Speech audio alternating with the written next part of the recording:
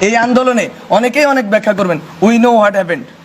এই আন্দোলনে বাংলাদেশের মানুষ একটা গ্রামের হুজুর কেন অ্যাকোমোডেট ফিল করছে? হাসিনার বিরুদ্ধে না, বিকজ অফ দ্য ল্যাঙ্গুয়েজ। এখানে কোনো মতাদর্শ প্রতিষ্ঠার জন্য, কোনো আদর্শ বা আকীদা প্রতিষ্ঠার জন্য এই আন্দোলন হয় নাই। এখানে কোনো ম্যানিফেস্টো ছিল না, কোনো কিতাব ছিল না। ইনফ্যাক্ট মানুষ এখানে কোনো নেতার পিছনেও নামে নাই। ইনফ্যাক্ট এই পুরো আন্দোলনটার মজার বিষয় হলো যে মানুষ এখানে আসলে কোনো কিছুর ফরে নামে নাই। তারা এখানে নামছে বিরুদ্ধে। কিসের বিরুদ্ধে?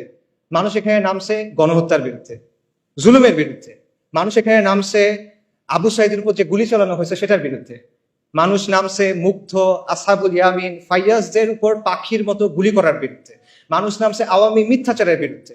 এই যে লাশের চেয়ে মেট্রো রেল বেশি দামি, এই বয়ানের বিরুদ্ধে মানুষ নামছে। আওয়ামী মিথ্যাচারের বিরুদ্ধে মানুষ নামছে। আওয়ামী জাহেলিয়াতের বিরুদ্ধে মানুষ নামছে এবং শেখ হাসিনার বিরুদ্ধে মানুষ নামছে। কিন্তু মানুষ কোনো বৈপ্লবিক আদর্শের জন্য নামে নেই। পুরো প্রসেসটা একবার চিন্তা করে দেখেন। কোটা সংস্কার এটা কিন্তু একটা জনমানুষের ইস্যু না। মানুষের কিন্তু সমর্থন দিয়েছে অবভিয়াসলি, বাট এটার জন্য মানুষ রাস্তায় নামতো না, রাইট? কিন্তু মানুষ শেষ পর্যন্ত নামলো কেন? কারণ হাসিনার লাগাম ছাড়া বক্তব্য, তার একটার পর একটা ব্লান্ডার, তার ব্রুটাল রিপ্রেশন, এসবের কারণে শেষ পর্যন্ত মানুষ চিন্তা করলো যে এবার একটা এসপারোসর হইতে হবে। She must go. এভাবে আসলে একটা দেশ চলতে পারে না। এই কারণে মানুষ নামছে। এবং বেসিক্যালি শেখ হাসিনা পুরো দেশের মানুষকে তার বিরুদ্ধে আসলে ঐক্যবদ্ধ করছে। এটা ছিল এই বিপ্লবের গ্লু, মানে সরি, এই মুভমেন্টের গ্লু। এটা ছিল এই মুভমেন্টের গ্লু, কোনো আদর্শ না। এটা ছিল হাসিনার বিরুদ্ধে একটা গণবিস্ফোরণ, একটা পপুলার আপরাইজিং বেসিক্যালি, যে সহজভাবে আমি বলি। মানুষের দীর্ঘদিনে জমে থাকা যে ক্ষোভ, রাগ, এই জুলুম মানুষ সহ্য করতে আর পারতেছে না এবং মানুষের মনে হচ্ছে যে এইভাবে আসলে আমরা থাকতে পারবো না। এই কারণে মানুষ রাস্তায় নেমে আসছে। এবং আমি এই কথাটা লিখছি এবং এটা বারবার বলি এবং আমি এটা আসলেই বিশ্বাস করি যে এই আন্দোলনের মূল উস্কানিদাতা শেখ হাসিনা, এটার প্রধান সমন্বয়ক শেখ হাসিনা, এটার প্রধান স্থপতি শেখ হাসিনা, এটার প্রধান ইঞ্জিন বা চালিকা শক্তি শেখ হাসিনা। শেখ হাসিনাকে ছাড়া এই আন্দোলন কখনো সরকার পতনের দিকে যায় না। আপনারা চিন্তা করে দেখেন, 30শে জুলাই সে যদি সবগুলা দাবি মেনে নেয়, কি হয় তারপর? সরকার পতন হয়? হয় না সরকার পতন। তাদের ফেরত যেতে হইতো তখন। সব দাবি মেনে নিচ্ছে, এখন তুমি কি করবে? তার ফেরত যেতে হবে। হয়তোবা তারা কয়েক মাস পর নতুন কোনো আন্দোলনে আসতে পারতো, সেটা ডিফারেন্ট কথা। কিন্তু আন্দোলন ওখানে শেষ হয়ে যায়।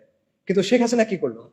সে আলটিমেটলি এটাকে পতনের দিকে নিয়ে গেল। তার যে হিউব্রিস, তার যে অ্যারোগেন্স, তার যে অহংকার, এটা আলটিমেটলি তাকে পতনের দিকে নিয়ে গেল। এবং এইখানে আমি আসলে ফিরআউনের সাথে একটা মিল দেখতে পাই। ফিরআউনের কথাটা চিন্তা করে যে বনী ইসরাইল যখন লোহিত সাগরের সামনে গেল, মুসা আলাহিস সালামের পেছনে পেছনে, সাগর ভাগ হয়ে গেল, বনী ইসরাইল সাগরের মধ্যে চলে যাচ্ছে। ফিরআউনের কি দরকার ছিল তার পেছনে পেছনে যাওয়ার? সে কি গেইন করতো এখানে? বনী ইসরাইল তো চলে যাচ্ছে। বনী ইসরাইল তার পাওয়ার জন্য কোনো চ্যালেঞ্জ না। বনী ইসরাইল তার সিংহাসন নিতে চায় না। কিন্তু সে কেন যাচ্ছে? সে দেখতেছে তার সামনে একটা সমুদ্র লিটারালি ভাগ হয়ে গেছে, একটা সুপার ন্যাচারাল ইভেন্ট তার সামনে ঘটতেছে। সে বুঝতেছে এটা দুনিয়াবী কোনো শক্তির কাজ না। তাও সে কি করতেছে? তার মনে হলো যে না, এর পিছিয়ে আমি যাই। এটা কেন? এটা তার অ্যারোগেন্স। সেই তো বলছিল আনা রাব্বুকুমুল আ'লা। এটা তার অহংকার, এবং এই অহংকারটাই তার পতন নিয়ে আসছে। এবং সেই ব্যাপারটা আমি বলবো যে শেখ হাসিনার ক্ষেত্রে হয়েছে। আল্লাহ এইভাবেই তার পতনটা রাখছেন। এটা কদর আল্লাহ।